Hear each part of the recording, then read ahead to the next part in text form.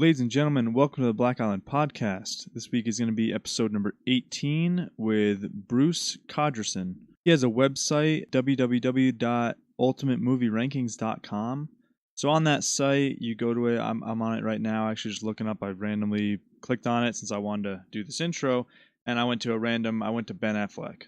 So click on Ben Affleck on the site, and you can pick what you want to do. So it talks about him and his movies, and there's a system he has to rank movies. So there's a 3-point system we'll talk about on the podcast, but from the site you could see Ben Affleck's top movies. That's right away, and it says table can be ranked in 6 different ways for like him as a co-star, blah blah blah, this and that. Then you have the actual table of his movies. You could select how you want it. You could do top 10, top 5, all of them, whatever. From there, there's stats that are possibly interesting from above about Ben Affleck. And then even under that, there's interesting facts about Ben Affleck. So it's a bigger site than just, like the IMDb type of movie site. So it's really cool if you want to see your actor see his system that he has to calculate the best movies from that actor or actress. So it's an awesome site. We had a good little sit down talk about it and all that. So I hope you enjoy. Here's episode 18.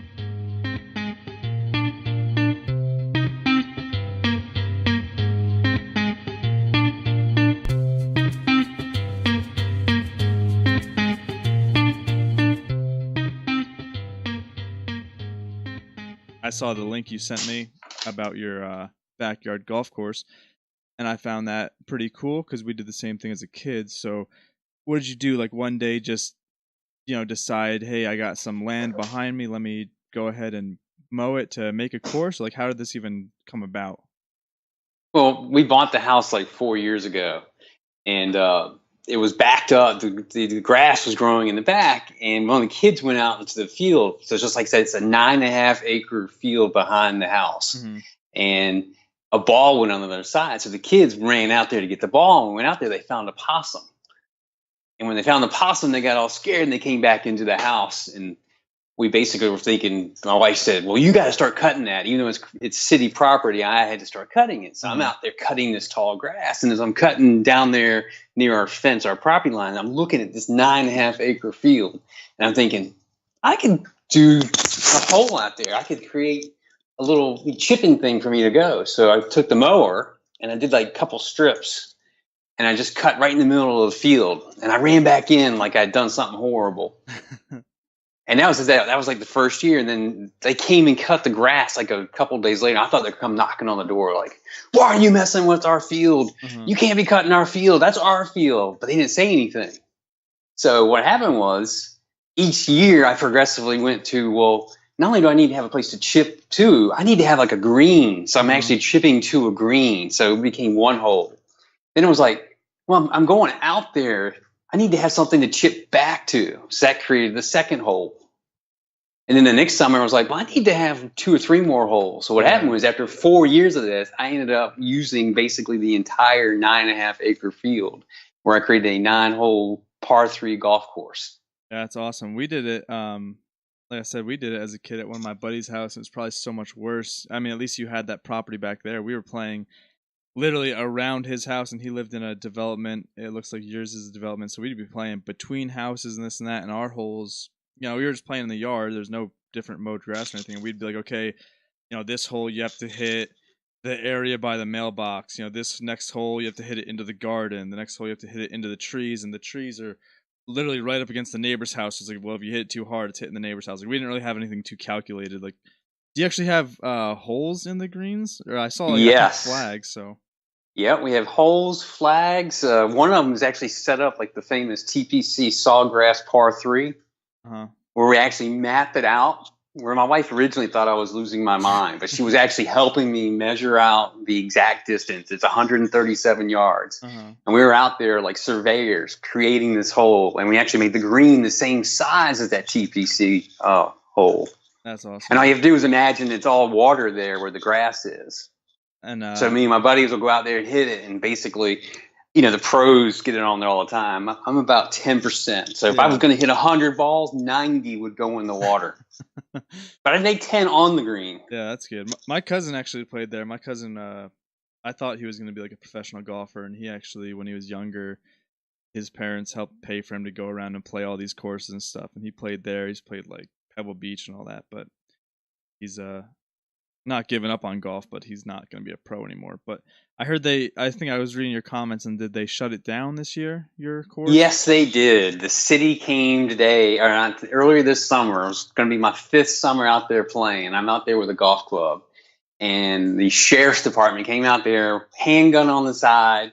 I'm in there with a golf ball and a golf club in my hand. He wants to know if I'm the guy cutting the grass. And I was like, yes. And it turns out I was the 3 misdemeanors up to a year in jail for each one, because city ordinance is you cannot destroy plant property out there. Can't create holes. Although I never did the holes. My buddies did that. But and also playing golf out there. So it's either I loved it and it's like losing my best friend, but I have not played out there this entire summer. It's sad. That's insane. But yeah, so we have you on here because I did an episode not that long ago with your son, and I knew about your website. He told me about it back when I was in Alaska, and so I wanted to actually, eventually have you on here. But you have the ultimatemovierankings.com website. So tell me, I guess, a little bit about that. It doesn't have to be a crazy long in-depth, but you go as in-depth as you want. If you talk for 15 minutes, I'm cool with it. But so you have a formula, things like that to rank these movies. All right, cool. Well, I'll try to make this as short as possible. After managing grocery stores for 20 some odd years, kind of stepped back and became a stay-at-home dad, because the grocery business is brutal for marriages. I'd already destroyed one, and it was on the version about to knock out a second marriage. So I made this drastic decision.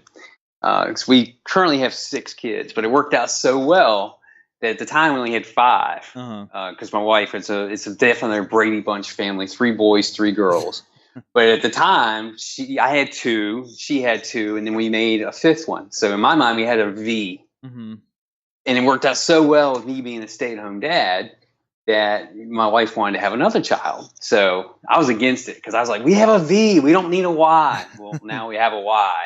So we now have 2 from my first marriage, 2 from her first marriage, and we have 2 ourselves. And they range from 30 to 9. So I've gone from being a young dad with Brian to now being the old dad with Emily. Yeah. So I've been to 96 straight Halloweens taking a kid out. So I still got 3 more years of that. Yeah. So I became a stay-at-home dad, and eventually I was got to the point where I felt like I couldn't do anything. I couldn't spend money because I was not earning any money. And my wife's career took off when we made this decision. So after a couple of years of being the stay-at-home dad, I started thinking, what can I do to earn some money? And I read something on the internet that said, earn money by writing about what you love. Well, I love 3 things: my family, sports, and movies. So my thought was, I could start writing about movies on there. I can do reviews. I can do different things. I was looking at all kinds of options and realized reviews are everywhere. Everybody in the world is writing about reviews. They're on YouTube. They're everywhere you want to go. So I read you have to create a niche. That something is different about your site, your words that'll get people to look. So that's kind of how that process started, me looking around. Yeah. So 2 major influences on me were Bill James, who's the baseball stat guru of baseball. He was a Kansas City security guard, and in his spare time, he would start doing formulas with numbers. And he has taken that where he actually has helped the Red Sox win 3 World Series titles. He helped break that curse of the Red Sox. And what he did was he would take numbers and just play with them and make them and do little essays on this, and he would just share it to his friends. Well, his friends started to share it to their friends, and then he started writing these books called Baseball Abstract, and it always fascinated me about the stats. So that was in my brain.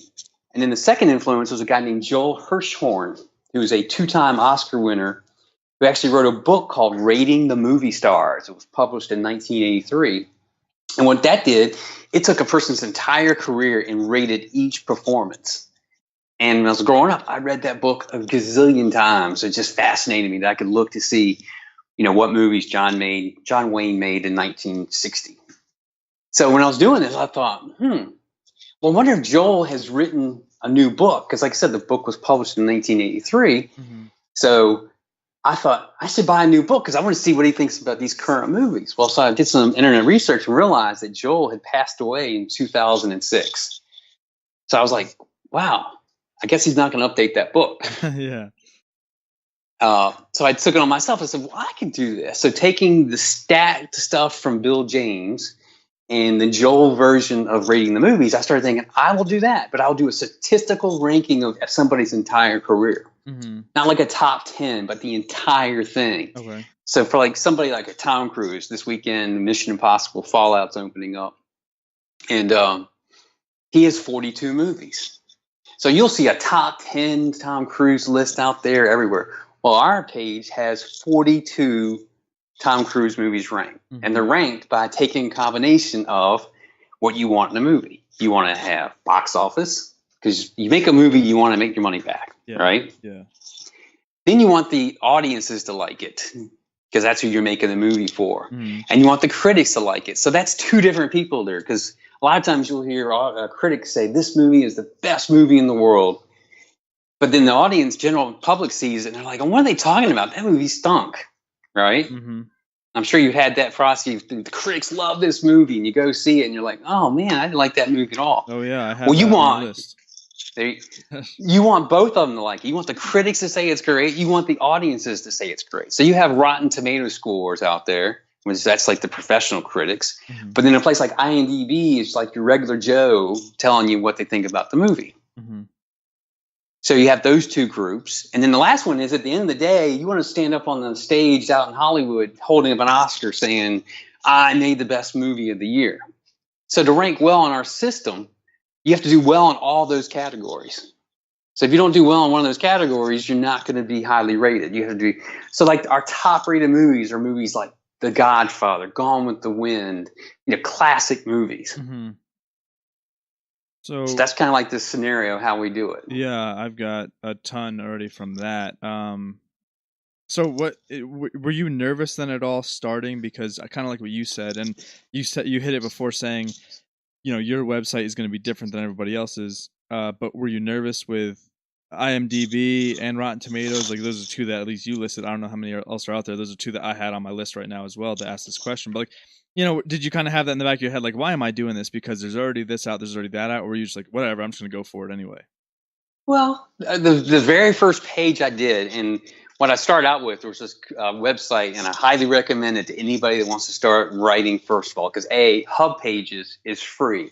You do not have to spend a single penny. You can just get on there right now, sign up, and you can write about anything you want, and it won't cost you a penny. Uh-huh. Completely free. My first 2 years of doing this, that's what I did, was I was on Hub Pages. So when I was doing it, I did a Bruce Willis page because he's one of my top 3 movie stars. Okay. And so I did the stats like on a piece of paper, and then when I listed it, I just listed the movies where I just said number 1 was Pulp Fiction, number 2 was Sixth Sense, number 3 was Die Hard.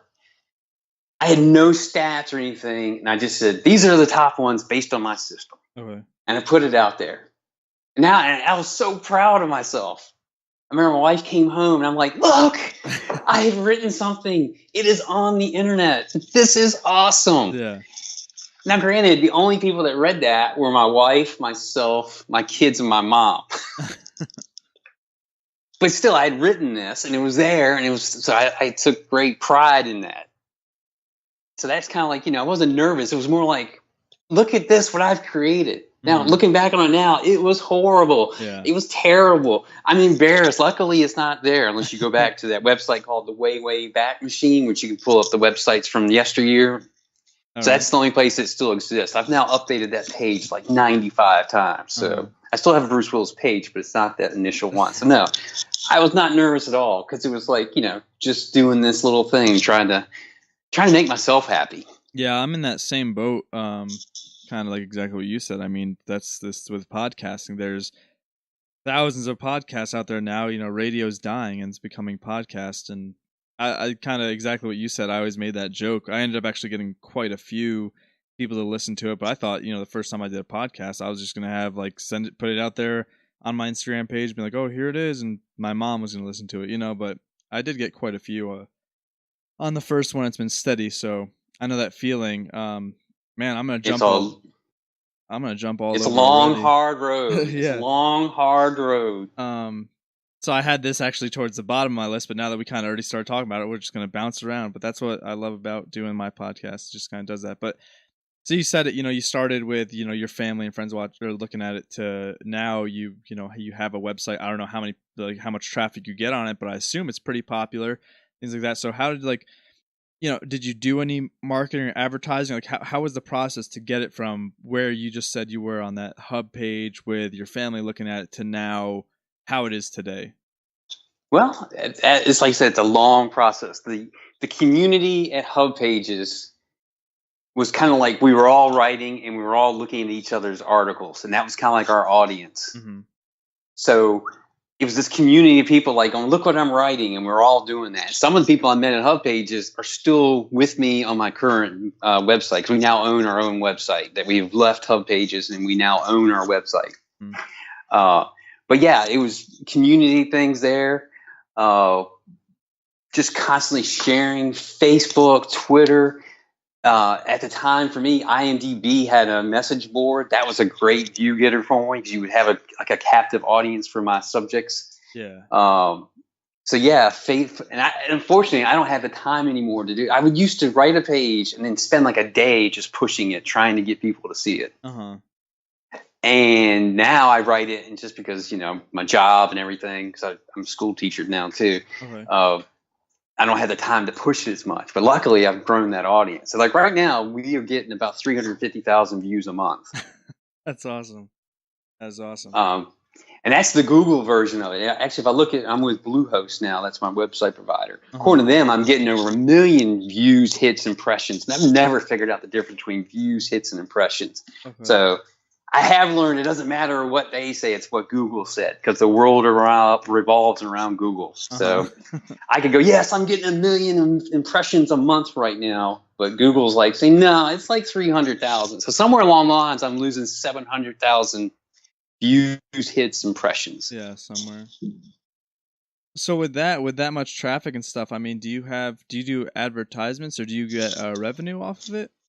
Yeah, I'm with Google AdSense. Oh, okay. So, there's 2 ads per page on there. Right now we have, and I actually had to write this down, we have 3,253 movie pages out there now that we've written, 960 posts. So basically, right now there's almost 4,500 things we've written that are out there. That's awesome. Yeah, I just made a website like a week ago or 2 weeks ago. I finally made mine, and I mean, it's so helpful for me just because I put everything it's so easy to have everything in one place, because I made like a Twitter, which I don't really know how to use. And with that's kind of grown here and there a little bit. I hate doing hashtags, but I kind of learned that's what you have to do if you want to, grow your audience. And my Instagram started to boom a little bit, but, from those pages, I would have another page or like a little link that was like, click here, and it'll bring you to 2 more links, and then you choose. And so I like having the website now where I'll have I think it's a website made for blogging, but I did it and I just copy and paste what I wrote about each episode and paste a link right on there as almost a blog post. So it's easy right there to get everything. And then there's like a follow me page, and it has all my links. So that's been really good. And I've gotten some traffic there. I just don't know how to talk yet. I mean, I know I'm just starting out too. Like the podcast just hit over 500 total downloads yesterday. So I think in the podcasting world, like advertising and stuff, they pay for every 1,000 downloads. So it's kind of like I'm not even I think it's every 1,000. So I mean, I'm not really that close if I want to start making some decent money, but I mean, it's been fun. It's kind of like what you exactly said. It's been fun. But yeah, I need to look into advertisements and whatnot, just reaching out to people. Well, reach out to Chris Pratt. Chris Pratt, Star-Lord fame. Yeah. He gave us our greatest day ever on our website. I actually sent him a tweet about Kurt Russell, and he resent it out to his 4.3 million followers.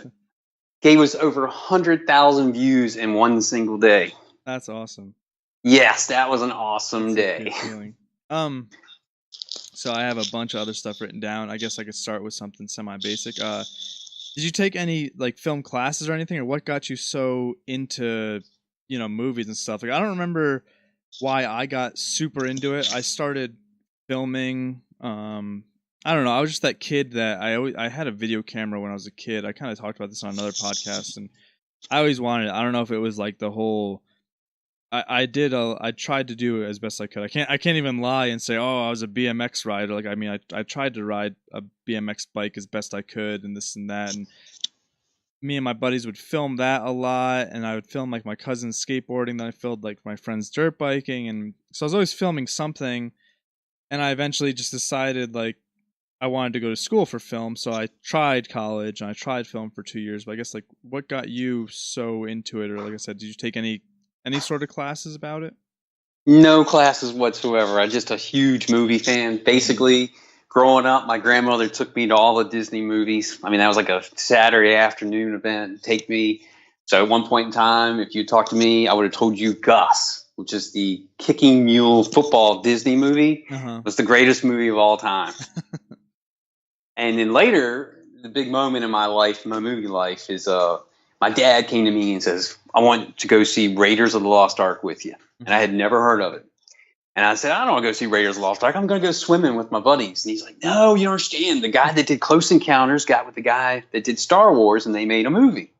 So I begrudgingly went to go see this movie. And Raiders of the Lost blew me away.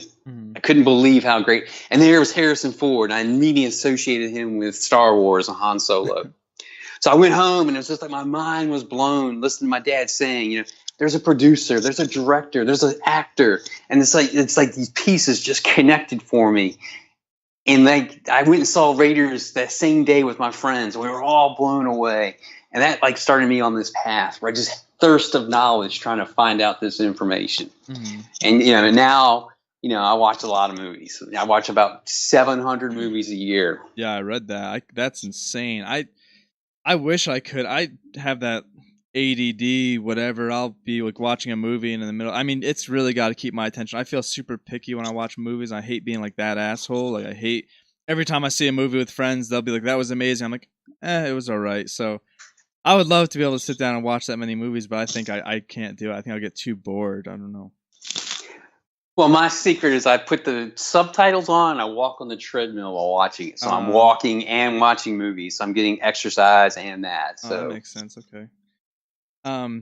Killing two birds with one stone. Yeah. So you kind of hit on it before about how, they can say this is the best movie and I can go to the movies and hate it. So with all of your formula, your knowledge, this and that, I mean, it's my argument. I assume we're on the same page here, but can there be a best movie? Like, have you seen a lot of things between your websites and other websites that say The Godfather is number one? Like, or are you on the same boat as me where like, okay, if statistically The Godfather is the best movie, I can't call it the best movie though, because I mean, someone down the road could watch it tomorrow and hate it.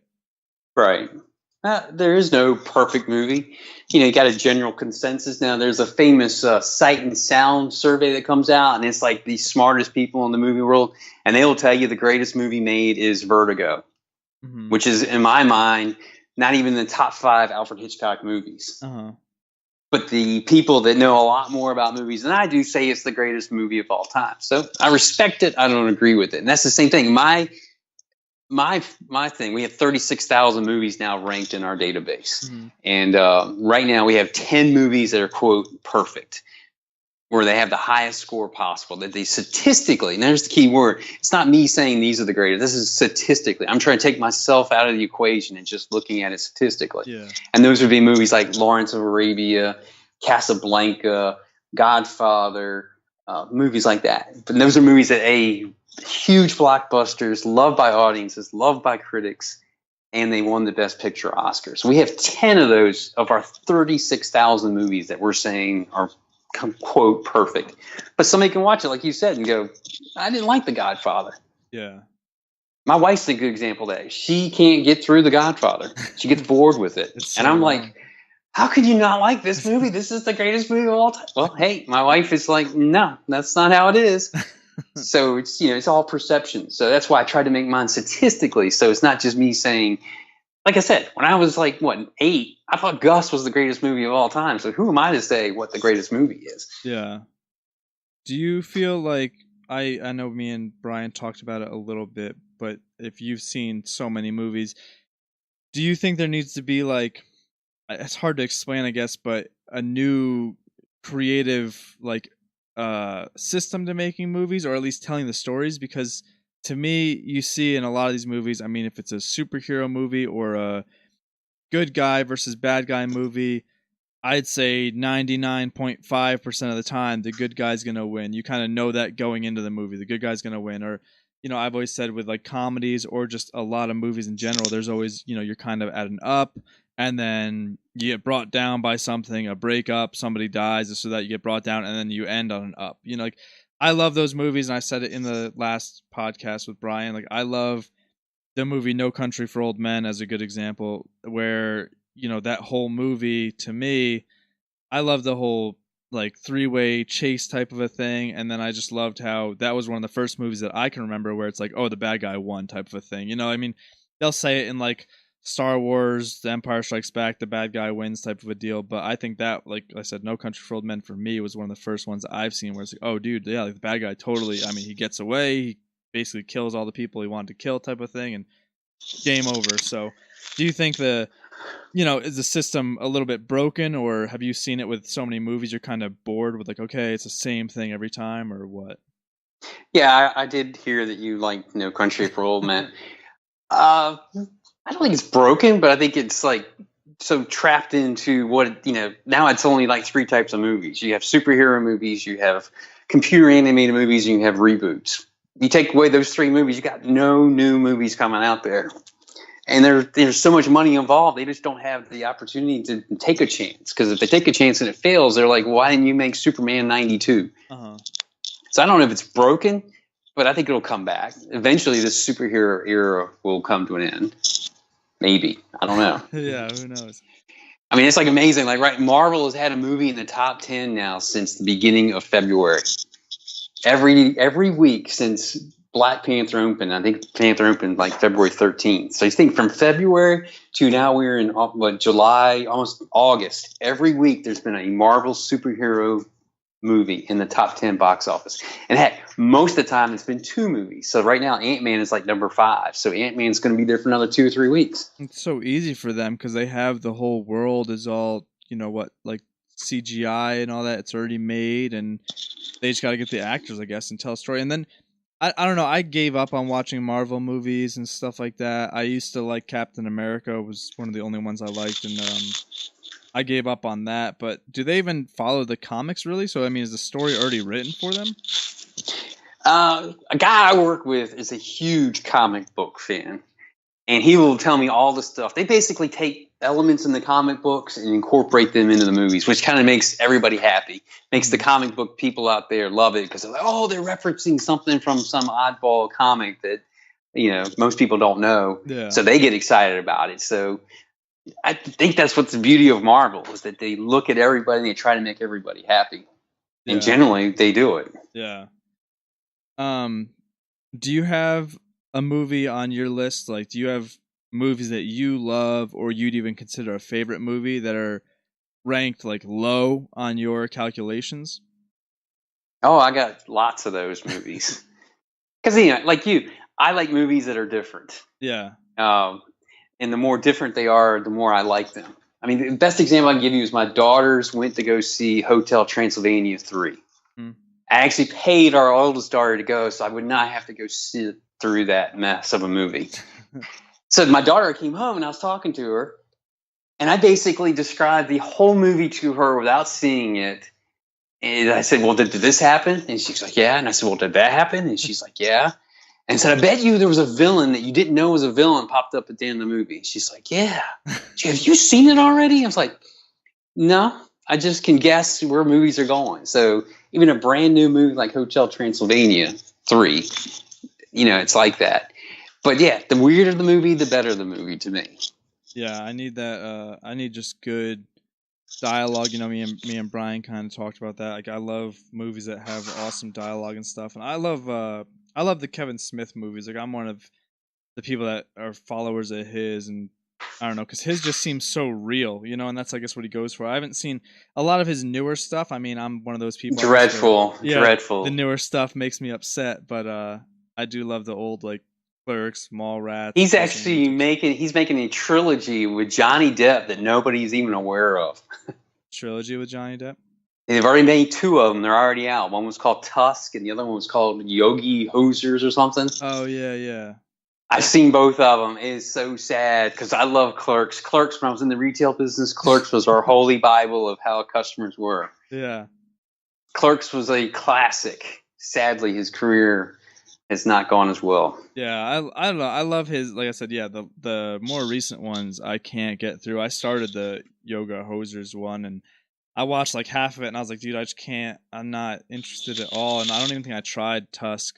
But yeah, I need something like that. Like that's the kind of style I like though. Like what we were saying before with the Clerks and Mallrats, everything like that dialogue, like that different kind of storyteller is what gets me, and I haven't really found that a lot. And then what I wanted to get on is are there any that you know of like up and comer actors and stuff? Just because maybe it's my personal opinion, but I feel like everyone that's super good is starting to get super old, and it's not like you can act nowadays. I'm sure they can act well into their career. They still got movies coming, but I mean. I don't really know a lot of the new young guys. I mean, I guess The Rock would be, I don't know. The Rock I consider almost an older dude too now, but you're like Leonardo DiCaprio, Brad Pitt, Johnny Depp, Tom Cruise, like all these people are starting to get old. Like how much longer do they have in their careers? And is there any up and comers that you see, moving up? Sure. Joseph Gordon-Levitt seems to be making some interesting movies. He's the kid from Third Rock from the Sun, the TV show. He's like kid actor. And he's moved up. He was in Inception. Looper, which is a very good movie. He seems to be, he's probably, because the ones you mentioned, like Johnson's like almost 50 now. So I can't think you say he's a young actor. Yeah. And ones, because to me, there's like, you have the classic guys like Bogart. Then you have the guys that were big when I was younger, which was like Redford, Nicholson. And then you have like the Bruce, Arnold, and Sly. Now you have like, The Rock. And now it's just they're all older, and like Tom Cruise is almost 60. Yeah, he's been making movies for almost 40 years that he's been a star. He amazes me because, like on the website, people say that they're not fans of Tom Cruise, and you think, well, who keeps supporting these movies for 40 years? And here, MI6 this weekend is going to set records for the franchise, and quote, nobody likes him, so it just doesn't make sense to me. What was the movie that he did with the going back in time one? I saw it. And the more I watch that movie, the more I enjoy it. Like, I don't know, the first time I saw it, I was like, I don't know, I didn't like it. And then I watched it again, and I was like, okay, it's pretty good. I watched it like a third time. I was like, actually, I really like this movie. Like, I don't know, that happens to me sometimes where I have to see movies, I think, out of theaters. Like, in theaters, I just don't like the atmosphere. I don't like being out of my house, I guess, that much or whatever. So it sounds like you're talking about Minority Report, where they're investigating the murders. No, it was the one, I can't think of it. It was when he got like the alien, something with aliens, and he would go, or not necessarily go back to time. He was reliving the same day over and over. Oblivion. Yeah. With Morgan Freeman, he was a clone. I don't. Turns out at the end they were clones, and he was in a ship. It's a good movie. What is? Hold on. Oh, you're talking about Edge of Tomorrow. I think so. Something like that, maybe. Where he dies constantly. Yes, that's the best Cruise movie because you get to watch him die like 95 times in the movie. Yeah, Edge of Tomorrow, excellent movie. I don't know. Like I said, when I watched it in theaters, I didn't like it, and then the more I watched it, the more I got into it. Cool. I actually just looked I have a website page called My Favorite Movies That No One Else Likes. It goes back to your previous question. Uh-huh. Here's some movies that I like that nobody else liked. A movie called A Life Less Ordinary with Cameron Diaz and Ian McGregor. It's about two angels who use all these horrible ways to get Diaz and McGregor to fall in love. Crazy movie, but I love it. People that watch it love it, but no one's heard of it. So Life Less Ordinary. Fresh, which is an early Samuel L. Jackson movie about this kid that uses chess in the real world with drug dealers. And he's using like what he learns from Samuel L. Jackson on the chessboard and how he takes it into his real life. That is an excellent movie. There's two of them right there for you. Fresh and A Life Less Ordinary. I don't know. I mean, I don't know how many movies I like that everyone hates. I have that weird taste. I liked Batman versus Superman. Everybody hated that. Maybe I'm like a Ben Affleck fan. And like I said, I like No Country for Old Men. That's actually on my whenever people are like, what's your favorite movie? I name three. I said No Country for Old Men, The Departed, and Fight Club are like my top three. So everyone gets really mad at me when they hear No Country for Old Men's up there. Hey, it's your list. How can they argue with you? I mean, I don't agree with you, but it's your list. So you can't, because like on my website, I always get comments from people like, oh, how could you have put that movie there? And it's statistics. Yes, I did the formula that's used for the statistic, but I type in the numbers in there and it spits it out. And it's not like me saying these movies are, but generally it does a great job of making the best movies go to the top of the list and the worst movies go to the bottom of the list. Yeah. Are you a fan of Moneyball? Since you said before, baseball statistics and movies, that seems to me like that would be one of your favorite movies if you are into that. It was good. I'm not a huge Brad Pitt fan. Oh, really? I don't know. I like Brad Pitt for some reason. I mean, I think the only movie that I could watch of his that I absolutely hated was what was the one? Not the Ocean's movie, but it had the whole same cast, like him and George Clooney and stuff. And it was like, Burn After Reading, I think. Yeah, that's not a good movie. If you look hard enough, you'll find some. You can By the Sea, the one with Harrison Ford, The Devil's Own. I mean, he's got some. Everybody has bad movies. Yeah, I think unless you're Bruce Willis. Him and Leonardo DiCaprio and I guess a couple others are doing Quentin Tarantino's new movie about like the Manson family. Yeah. Can't wait for that. I love the Tarantino movies. The only ones I didn't like the Tarantino movies was I didn't like Inglourious Basterds, but I think that's because I don't like to read subtitles. Like that's my only complaint. Whenever I say I didn't like the movie, I have to always explain myself. I'm like, listen, it was probably a great movie. I like what he did. I like that he had it in subtitles because I'd be a little mad if it was like these Germans and French are speaking English the whole movie. That would kind of make me mad. But at the same time, I can't read. I just hate reading subtitles during movies, so that got a mark down for me. It's a good movie. He lost me with Kill Bill. I was on a date with Kill Bill, and I saw that. I was so embarrassed for taking my date there because it was just vile. I mean, it's like because she didn't know who Tarantino was, and I was like going, well, he's got the greatest dialogue in the world, and we put Kill Bill in there, and it's just like 2.5 hours of slicing people up with swords. And we left, and I was like, I'm so sorry. And amazingly, she says, I love that. And I was like, great. There you go. Do you like the way Star Wars is going? Are you a big Star Wars fan? I know you mentioned it earlier. I used to be. I like Brian's assessment, and he goes, I just don't like it. I think how he reviewed the new ones. It just seems like the new ones are just made to kill off the three people we love from the first ones. Yeah. Because I'm older, and I've seen every Star Wars movie in the theater except for this latest Solo one. I did not see that in theaters. So I broke my streak of 40-some years of seeing these movies in theaters. But no, don't like them. Didn't like the seventh one. Didn't like I think the fifth one, which is Attack of the Clones, because I'm old, so that's how I label them. Yeah. Part 2, which is the fifth one. One of the worst movies ever made. Dialogue is terrible. Yeah, I hated that one. And I'm not a huge fan of Return of the Jedi. The first two classics, the rest, I think they're losing me. And it's like, going back to Kevin Smith, he talks about, he wonders am I just getting too old, too jaded to appreciate these movies? Well, I think maybe that's where I've gotten with the Star Wars movies. Would you ever do, I mean, you just mentioned Kevin Smith, I guess, and I know I watch a lot of his movie reviews, and he does, I guess I wouldn't call it a vlog. I mean, I guess it's vlog-ish, but would you ever do something along the lines? I guess you just said you're busy with work and stuff too, but would you ever lean towards a podcast or a vlog or something like that to do a breakdown? Like I said, I know you post it all on your website, but a brand new movie comes out, let's just go back to Tarantino, the new Tarantino movie comes out. Would you be opposed to setting up a camera and giving a short, hey, here's my 30-minute assessment of the movie type of thing? Yeah, I've thought about it. I actually had this idea where I would take my 11-year-old and give her the words to talk. Where she'd be talking about the new Tarantino movie, and if I got her to say when I saw Pulp Fiction in theaters, if that was coming from an 11-year-old, I think that'd be a pretty unique way where basically train her in what to say and give her the experience of my 30,000 movies watched.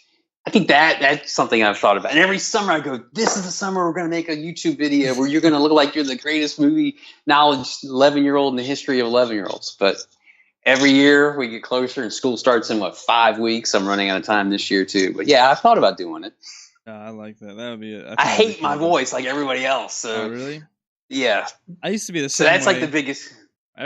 People started complimenting mine. It actually drove me again. This is going to be like a broken record, but people were complimenting mine, and then it drove me to try like voice acting. So I signed up for like voice acting lessons and this and that. Now I have a demo reel, and I haven't pitched it to any agents yet or anything like that, but I'm looking that way. There you go.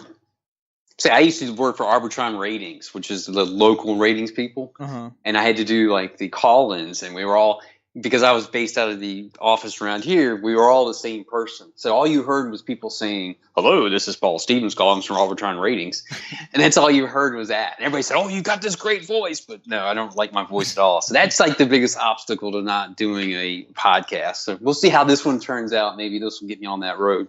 Yeah, I don't know. It's been fun, and like I said, it's the new thing, and it's.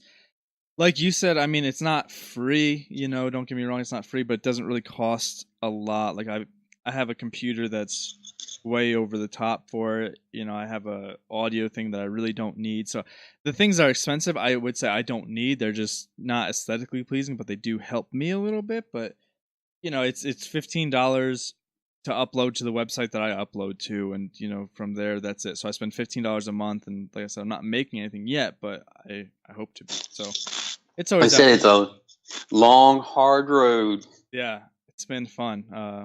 Because I read when I first started doing this, they said when you write a page, it's not now, it's for like a year later. Because Google likes stuff that's old. In other words, they've proven that you're not trying to pull some scam on somebody. Oh, really? So like my pages, sometimes I'll look and all of a sudden they've been, picked up by somebody. They're shared. And I'm like, why didn't I wrote that? Because, like I said, when you have so many of these pages out there, you just don't know when it's going to hit when they're out there. But like I said, with me having so many links out there and such, you just never know when it's going to hit. Yeah, that's kind of, how it is here. Like I said, I love with the podcasting is, people still listen to the first episode. I might get one new follower on Instagram that wants to start with episode 1 or start with this. And I kind of hate it because I feel like the first couple episodes, I've loved every episode I've done, but it's been a learning experience. I know the first episode, I was like listening back to my audio, so there was an echo, and another one I just didn't really feel confident with, and this and that. So I hate when I'm like, oh, I have a new person, they're going to listen to like the first ones I did. I almost want to recommend, like, hey, just start from the new stuff that I kind of have it down by now. I feel a little bit more confident. I have my, microphone settings, and I know how to edit them now better, but it's the learning curve. Like when I started mine, I didn't even think outside the United States. I wasn't even thinking that, it's like, it wasn't the worldwide internet. It was the United States internet. Yeah. And what has happened is some of my greatest readers, I call them contributors. I've got a guy from England, Germany, 2 from Paris, Canada. We have a guy named Belfast Bob, who's like, always, he's from Belfast. It's amazing that it's just this international group out there that's looking at this stuff. Yeah. How does it change with writing? Like, I know I'm kind of learning it with podcasting, but I don't know if it's different with writing. With the whole, like, now everybody wants information like right away. If you're not putting it in their face, they're going to be bored if they have to read for like 30 seconds. Do you see that with writing? Like, can you build up, or have you noticed like you have to now kind of put like, boom, here it is, and then here's a little summary below? Like, you get what I'm saying? Yeah.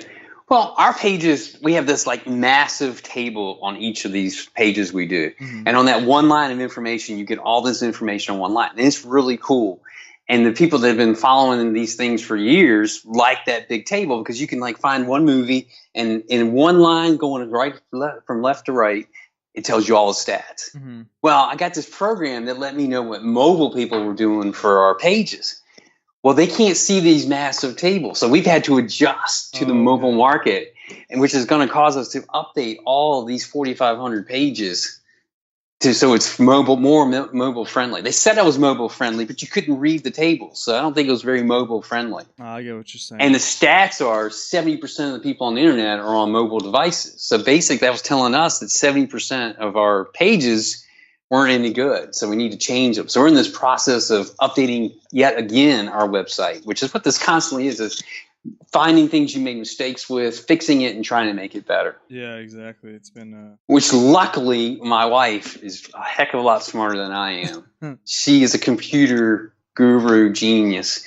Because when we first started doing this, I was like writing the numbers down with a calculator and a piece of paper.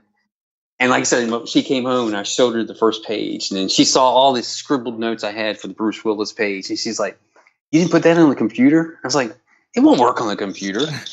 And then she went and she has now created this massive database that has made my job so much easier, where you could name anybody and they'd probably have 30 of their movies in the database already that she has actually done all this stuff. So it's like a two-headed beast we have here. I'm doing like all the editing things and pick the subjects, but without my wife's expertise, I would not be doing this anymore.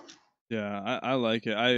Like I said, I was on the website a couple of years ago when Brian was telling me about it. I picked it up again and I enjoy it a lot. So I'm hoping the people that listen will, use it to see more movies. 'Cause that's a good thing. Like I can see, I'll do it occasionally by looking at IMDb by typing in an actor, but I do like that I can just go here and kind of find Leonardo DiCaprio and maybe see a movie on there that I haven't seen on the list. Especially if it's something high up. Like, oh, dude, because Leo is probably one of my favorite actors. I have to say I like him. So, it'd be nice to see that instead of IMDb where it's just going to list it by year. You can at least put it on there by like your statistic. What's, ranked on here. Yeah, I think that's what the best thing about our site is. You might not agree with the top 10, but you can't like look at it and go, well, those top 10, they're just terrible movies. I mean, you said Leo's your favorite? Yeah. So like, if I bring up my Leonardo DiCaprio page, so what do you think is his top movie? Personally, you said you like Departed, so you'd say Departed. I like The Departed. I like Inception. I mean, but then it's like, what was it, The Revenant or whatever that he won actor. So there's so many, I guess, but Wolf of Wall Street. So I don't know. I mean, if I had to go with it on your site, maybe, and this is me, I swear I'm not even looking. I might say The Revenant because he won the actor on that one. That one comes out fourth on our ranking system. Awesome. Number 1, Titanic, one of the biggest hits of all time. Yeah. The Departed, your favorite, comes in number 2. Number 3, Inception, you listed it. The Revenant, Django Unchained comes in at number 5. The Aviator, 6. Catch Me If You Can. Wolf of Wall Street, 8. Gangs of New York, and Shutter Island, 10. So that's his top 10. That's his greatest movies right there. And then number 26 is a movie called Total Eclipse. You've probably never even heard of Total Eclipse, have you? Nope. 1995. And didn't even make $1 million at the box office. So that is at the bottom of the thing. And I don't think people can look at that and go, no, Total Eclipse needs to be higher than Titanic. Yeah, no, I like it. The only one that there, I mean, maybe it's me, but again, and that's what's kind of good about your website. It's fun because it almost brings up discussion, but now I'd be like, oh, come on, The Wolf of Wall Street is like number 8, But again, hey, that's all part of it. It's not you're not the one making the list. That's right, and and part of that problem is because all these other great movies are ahead of it. It's 2 pictures that won Best Picture: Titanic and The Departed. Mm-hmm. So I love Wolf of Wall Street. It's one of my favorite Leo movies, and I know Brian loves it. Yeah, it's a long movie, but it's good. Awesome. Well, we're getting towards that ending point. You want to shout out all your stuff again? I'll tag it definitely in the description, but shout out the website, your Twitter, anything you can give us. All right, ultimatemovierankings.com.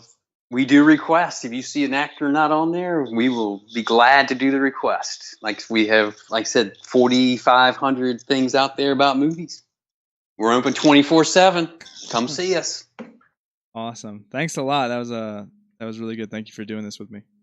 No problem. Thanks for having us.